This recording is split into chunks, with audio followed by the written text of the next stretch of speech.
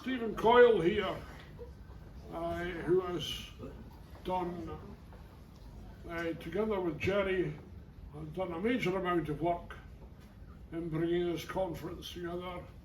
Stephen's a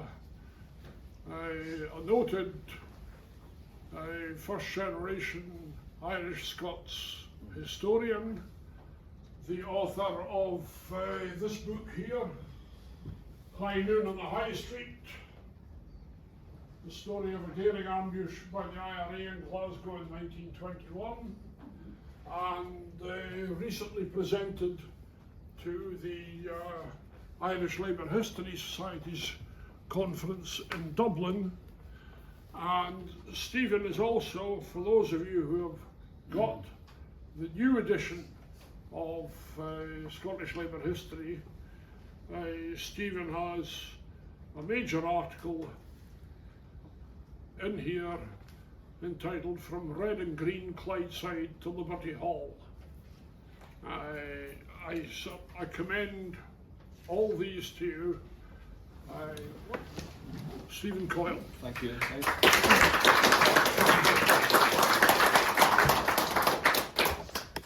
Just bear with me, I'm going to read this out so don't deviate.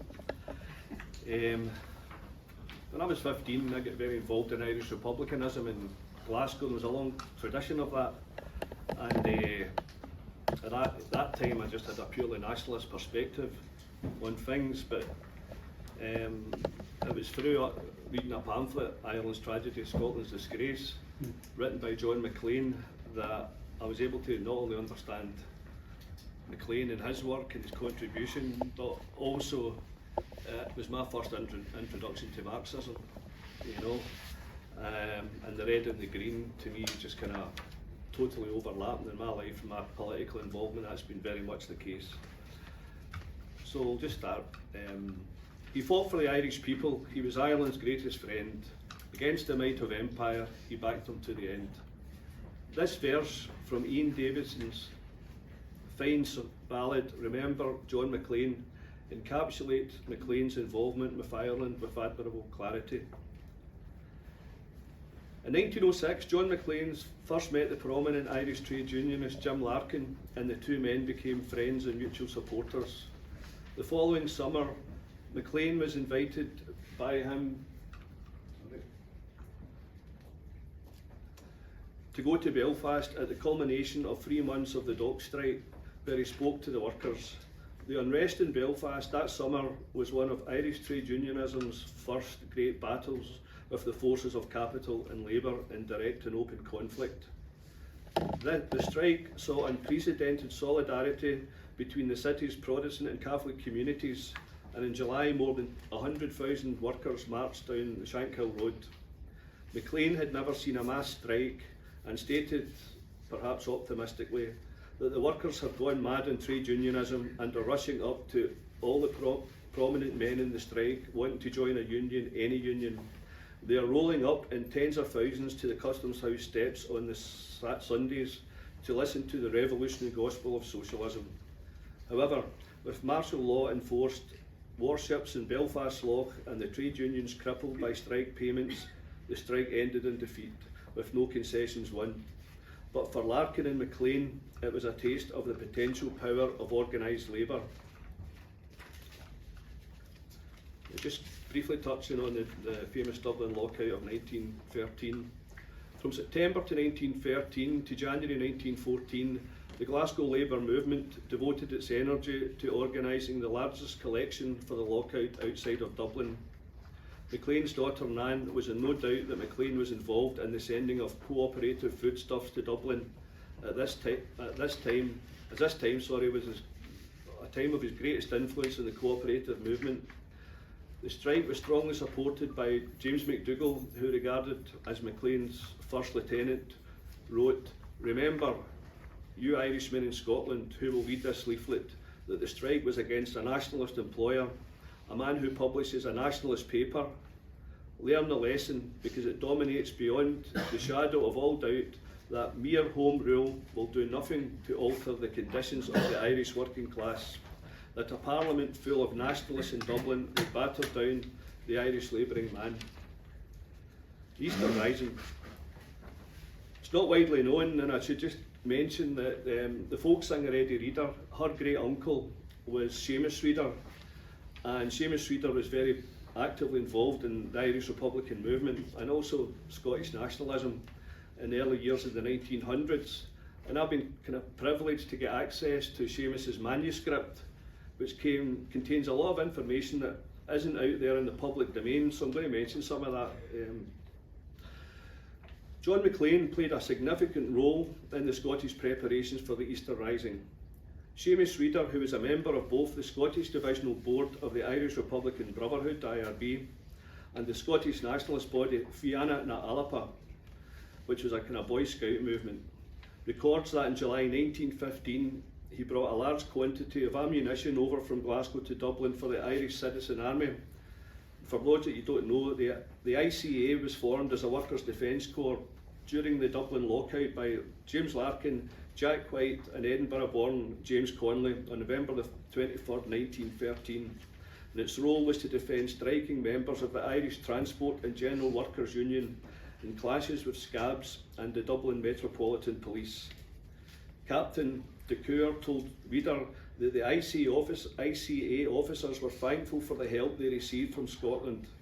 Reader informed him that thanks to the support of John Maclean, Scottish miners would supply all the detonators that they would require. On his return to Glasgow, Reader attended a meeting of the Scottish IRB, which he reports. I was told by Sean McDermott of the Supreme Military Council of the IRB privately that the volunteers were hopelessly short of ammunition and appealed to the Scots members to do their best to get any supplies possible into Ireland before it was too late. Robinson, Countess Markievicz, who founded Na Fianna Éireann, that's the Republican Boy Scouts, had appealed to him as an old Fianna boy to get supplies of arms and ammunition to the ICA, as Scotland was the only place where the ICA had friends outside of Ireland. IRB activist Charles Carrigan stated he believed that nothing would move the volunteers to fight England unless conscription was imposed in the country. This strengthened the case of those in Glasgow who were determined to supply the ICA with whatever material they could procure. Maclean was in contact with the Scottish Divisional Board of the IRB throughout 1915. Seamus Reader recalls visiting Maclean's house in Pollokshaws with messages in connection with the campaign of anti-conscription in the Clyde and also Irish affairs, some of which were for James Connolly.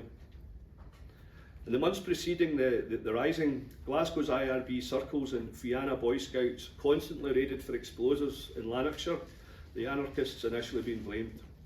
Scottish miners who supported John Maclean freely gave significant supplies of heavy explosives.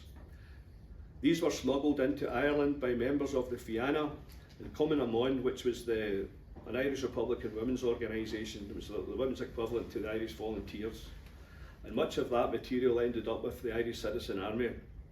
In a letter to John Maclean's daughter Nan Milton in the 1960s, Seamus Reader stated that for John Maclean, myself and others in Glasgow and Dublin, the months of January and February 1916 were a most exciting and exhausting period. Anti-conscription and the revolt on the Clyde did influence Countess Markievicz, James Connolly and Sean McDermott.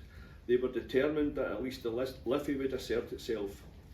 Maclean was already a convict in Peterhead prison when the 1916 Rising took place and could therefore not comment, but from his subsequent statements he supported the revolt, as did other revolutionaries and Bolsheviks at the time, including Lenin and Trotsky. 20 members of Glasgow's A Company of the Irish Volunteers crossed to Dublin to actually take part in the Rising. One of the most better known ones was a Coatbridge-born school teacher and sharpshooter, Margaret Skinnader, who was seriously wounded while fighting with the ICA garrison in the College of Surgeons. Well, Charles Carrigan, sorry, I'll just move that on. That's Reader there. Yes. Well, Charles Carrigan was the only member of the Glasgow contingent to be killed in action. Carrigan was a founder member of Glasgow Sinn Féin and he was its first chairperson. He also gave lectures on behalf of the Catholic Socialist Society, which was formed by John Wheatley in 1906 to reconcile practising Catholics with the tenets of socialism.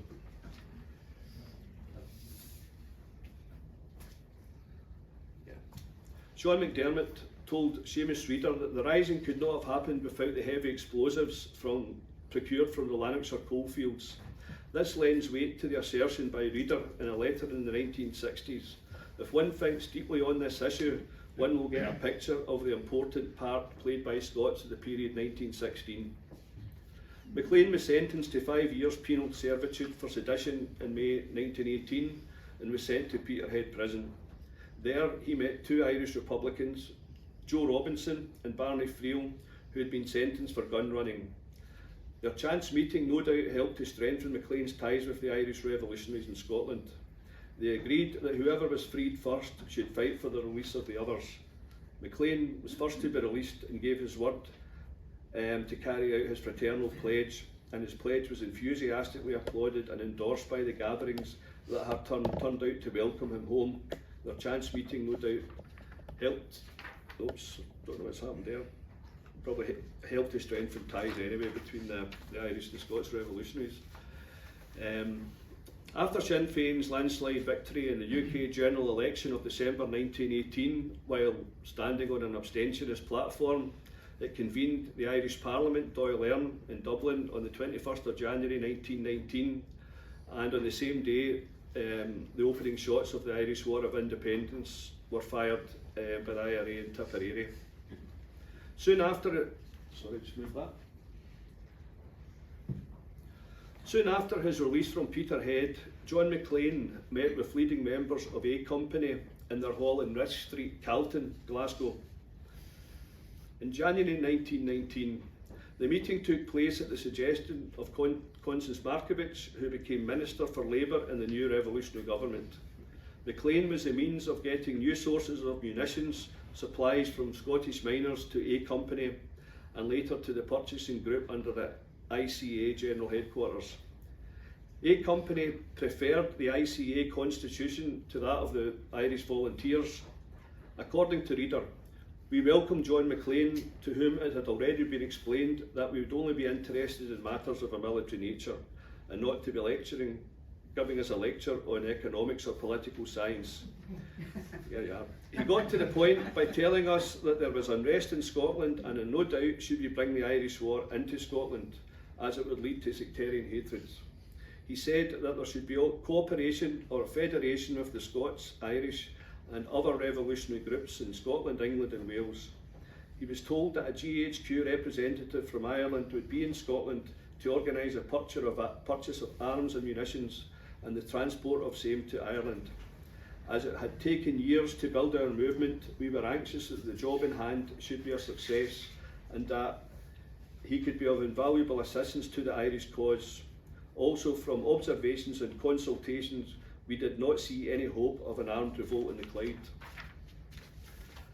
Maclean admitted that very few of the socialist leaders believed in the use of arms, but that the Scottish ex-servicemen were coming to the fore, and a revolutionary plan had been drawn up with the intended formation of workshop committees, district councils, national councils and cooperative movement for the distribution of the necessities of life, district units of the Scottish Citizen Army for discipline, city street patrols, Crofter patrols, defence forces, Black Brigade of Miners, Clyde Brigade of Engineers and Clyde Workers. Reader goes on to state, Maclean gave me permission to use his name when I was organising in the Scottish mining districts for the purchasing groups and the Scottish Brigade.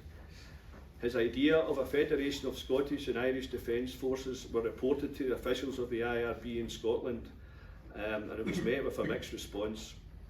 It was evident from what was discussed at this meeting that Maclean's position had shifted since he was in the dock at Edinburgh High Court in December 1916, when he stated that while physical force methods might be good enough for men in Dublin, they were inappropriate for the Clyde Workers movement.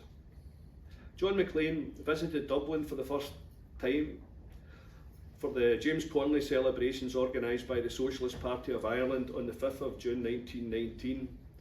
He was exposed to the large British military build-up in Ireland and was forced to confront several of his ideological blind spots on the Irish question.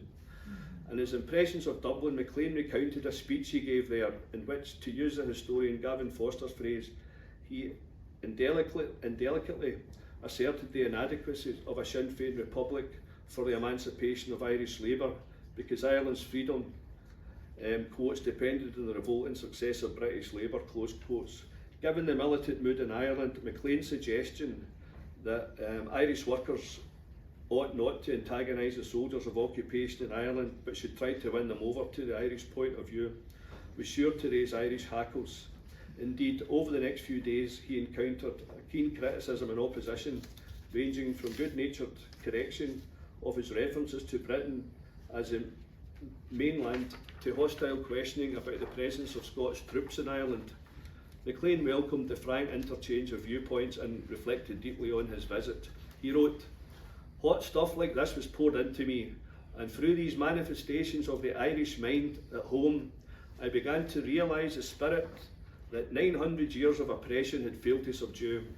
Once the workers develop a similar hatred of capitalism, things are going to move on avalanche-like." The year 1919 was a seminal one in the Scottish Labour movement's support for Irish aspirations and witnessed the largest ever International Day celebrations in Glasgow. Over 100,000 people wound their way through the city with floats and banners led by an Irish pipe band. Irish tricolours were displayed among the many thousands of red flags. At the Green, Constance Markievicz was the main speaker. Another large crowd was drawn for John Maclean, who was warmly received. A resolution was passed in favour of the overthrow of capitalism and the establishment of a socialist commonwealth. In September 1920, a Hands Off Ireland conference was held in Glasgow with delegates from the Independent Labour Party, the trade unionists and various Irish organisations. A committee was set up and the future Minister of Housing, John Wheatley, of the Catholic Socialist Society, was elected Treasurer. At a Hands Off Ireland rally in Glasgow in December, 5,000 packed into St Andrew's Halls, while another 5,000 were turned away. A resolution calling for self-determination for Ireland and a withdrawal of British troops was passed. In the late 1920, Maclean, who was Russian consul at the time, shared platforms with William Gallagher of the Clyde Workers' Committee, Ronnie Conley, son of James, on a Hands Off Ireland speaking tour in Glasgow, Paisley, Dundalk, Clydebank and the Vale of Leven, which took 6 months to complete. In Motherwell, orange mobs broke up a Hands Off Ireland meeting. In January 1921, the Giffnock miners staged a 24-hour strike in protest against British atrocities in Ireland and called on the Lanarkshire coalfields to do likewise. Maclean and his comrades conducted the most consistent and principled work in support of the Irish struggle.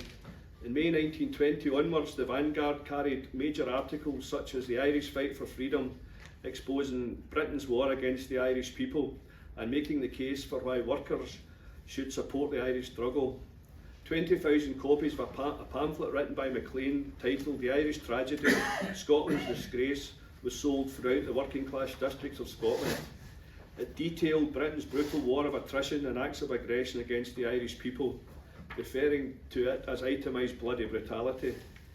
Maclean reasoned that, to any right-thinking person, Britain's retention of Ireland is the world's most startling instance of dictatorship by terrorists.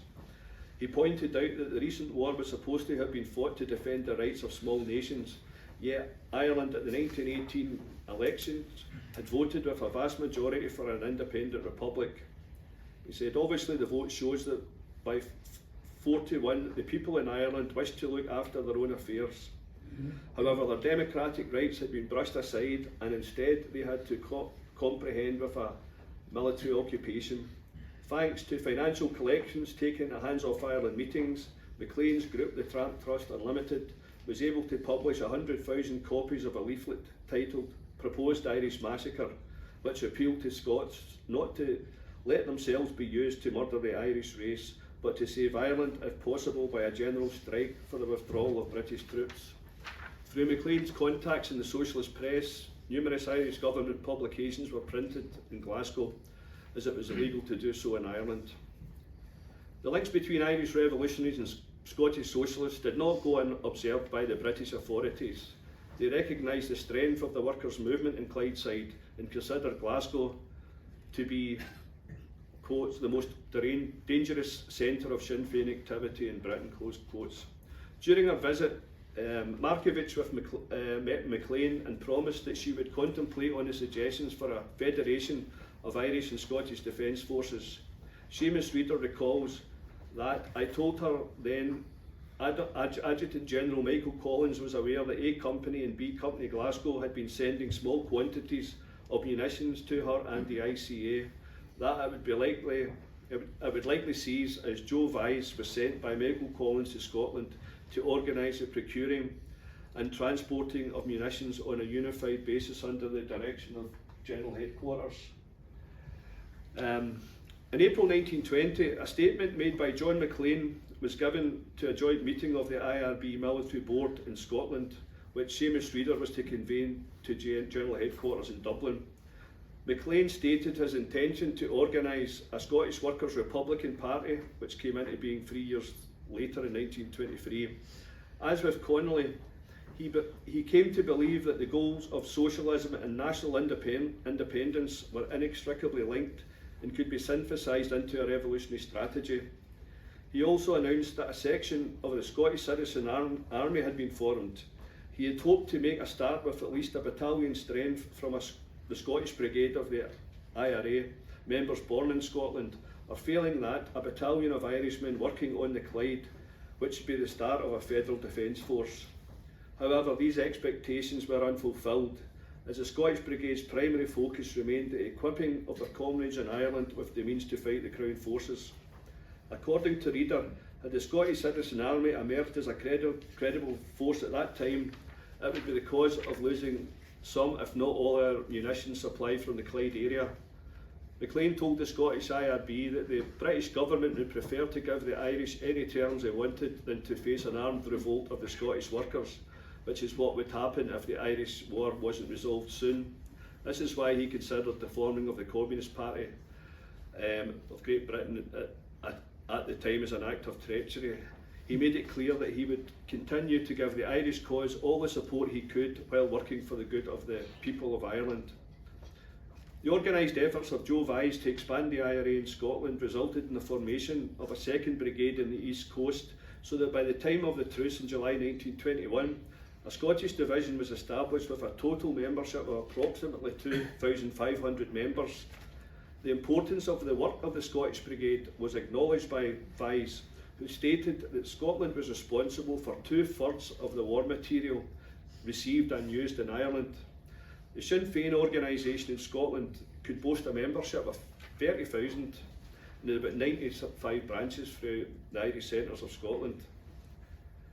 During the period of the Irish Civil War, that was June 1922 to May 1923, most of the Scottish division remained neutral, but of those who remained active, 350 took the anti-treaty side, with about 250 responding in the affirmative to Michael Collins' appeal to the Scottish membership to join the fledgling Irish Free State Army, with the offer of jobs in Ireland. In his military service pension application, Commandant Joe Robinson of the IRA in Scotland at that time claimed that most of the arms used by the Republicans in the Civil War were supplied by Scotland. On Robinson's instructions, Brigade Adjutant Seamus Reader brought a 25-person expeditionary force from the 1st Battalion on the night of the 1st of July on a ship bound for Dublin. 4 members of Glasgow Common Man were on board, carrying small arms and ammunition for the Glasgow Volunteers. Stuart McGregor, who was an agent of John Maclean, got 7 pistols and ammunition on board the ship. The Volunteers took part in the battle for the defence of the Republic, but after Dublin fell to the Free State forces, all the women and most of the volunteers from Scotland were interned. In a letter to the Free State leader, President Cosgrove, Maclean expressed dismay and disgust at the execution of 4 Republican prisoners by the Free State during the counter-revolution. John Maclean signed it on behalf of 4,000 red and green supporters of a Scottish Workers' Republic, which was the number of votes he received when he stood as a candidate in the Gorbals on an abstentionist basis.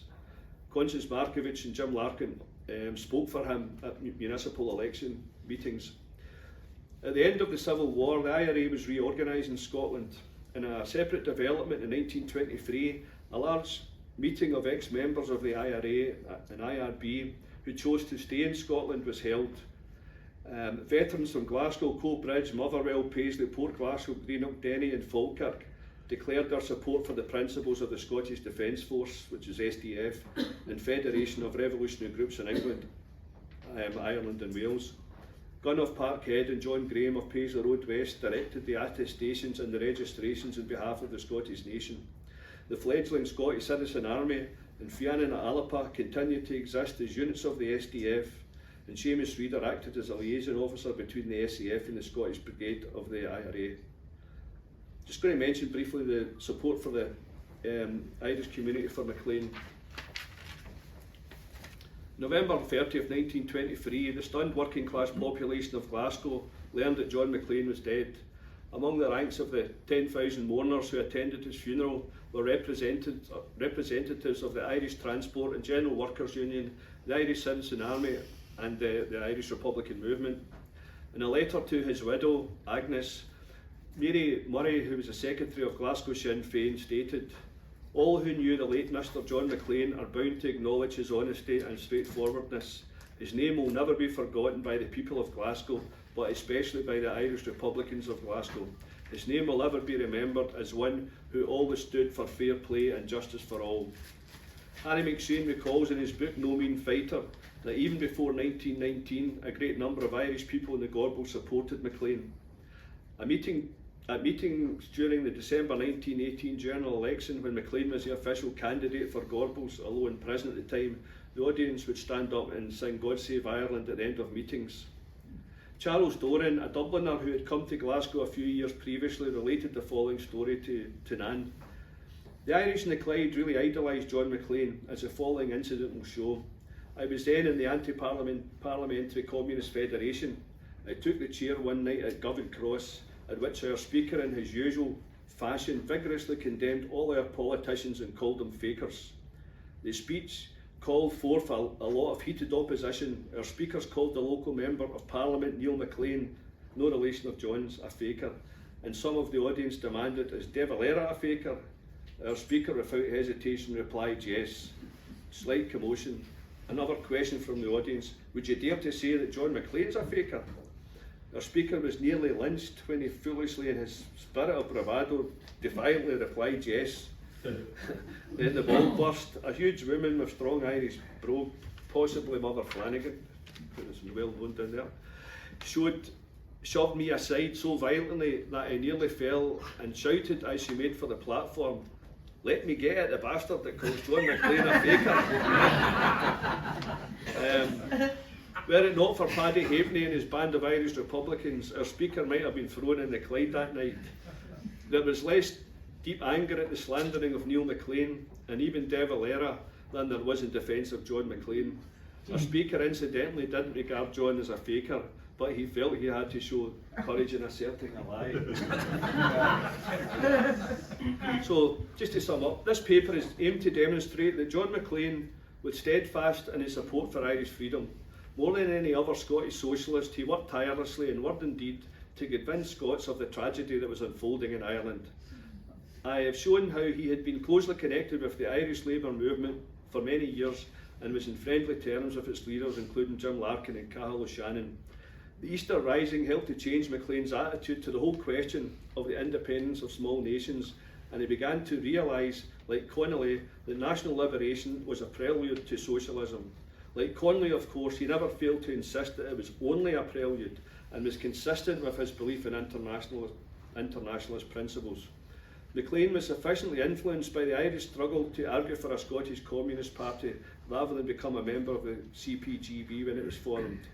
We have seen that prior to the Easter Rising, Maclean used his contacts amongst the Scottish miners to supply the IRB circles with explosives, and this valuable work continued during the War of Independence and the Civil War when he sided with the Republicans.